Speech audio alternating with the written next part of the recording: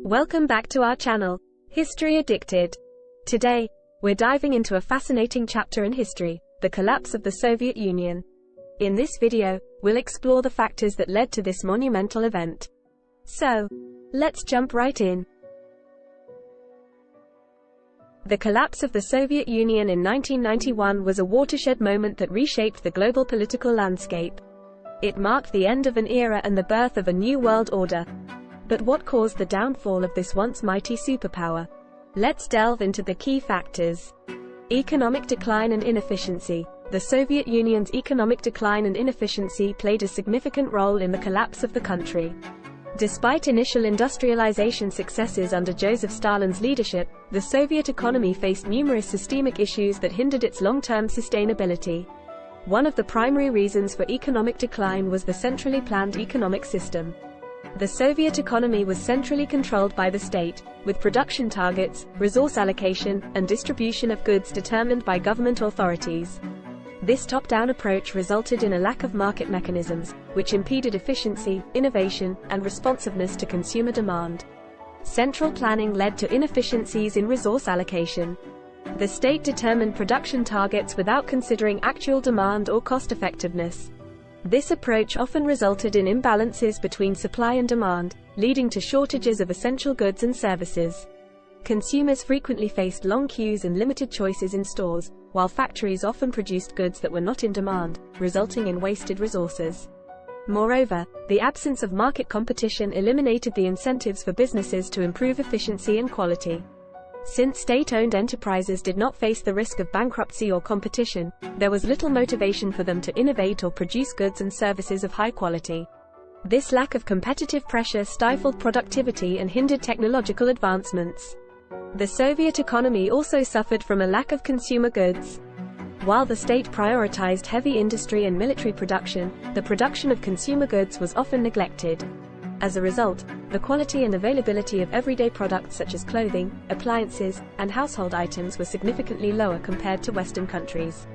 This disparity in living standards created a sense of dissatisfaction among Soviet citizens.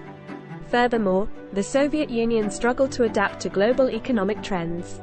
The country's isolation from the global market limited its access to new technologies, expertise, and international trade opportunities. The inability to compete on a global scale further hampered economic growth and technological progress.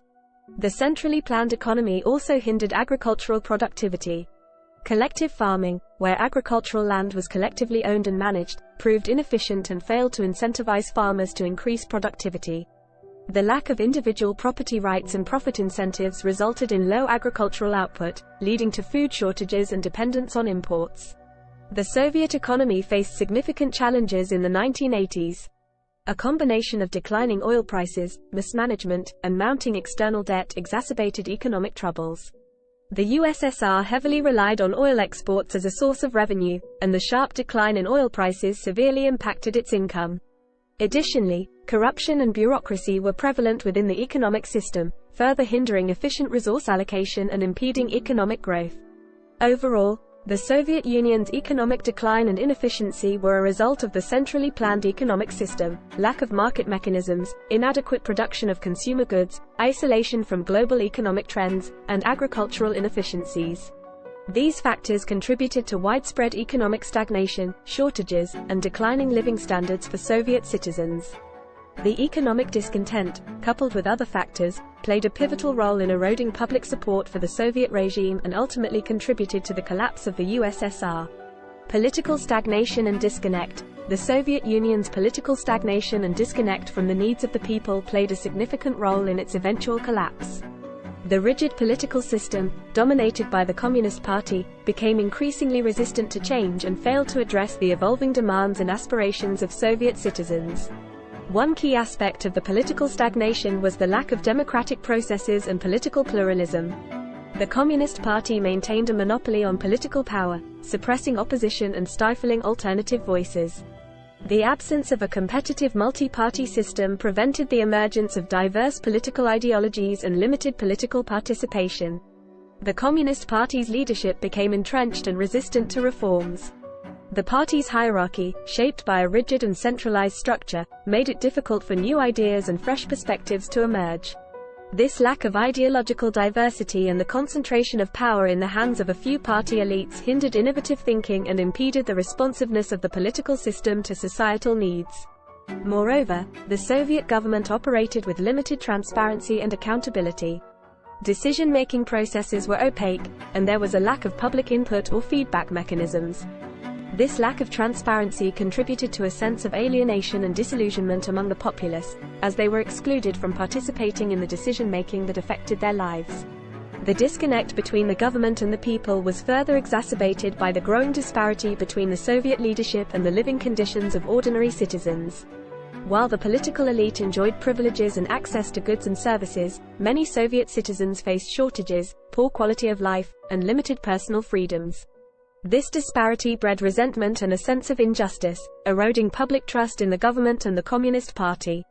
Additionally, the lack of political and economic reforms in the face of mounting challenges deepened the disillusionment among the population.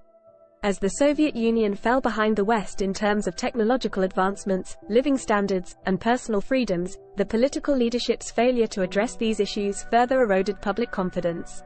Gorbachev's ascent to power in the mid-1980s brought some hope for change with his policies of perestroika, restructuring, and glasnost, openness.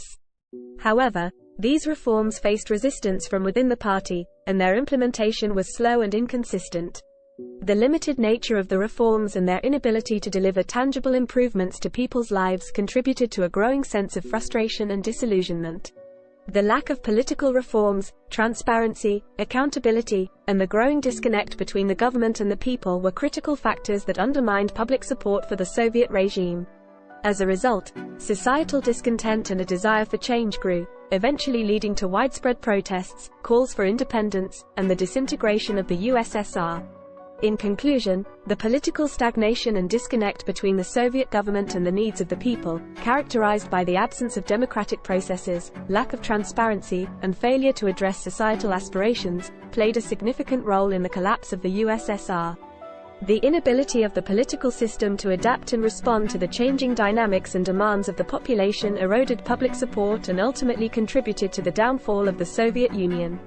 Thank you for joining us on this historical journey. Remember to like and subscribe to our channel to get alerted when part 2 is on. Until next time, keep exploring the fascinating tapestry of human history.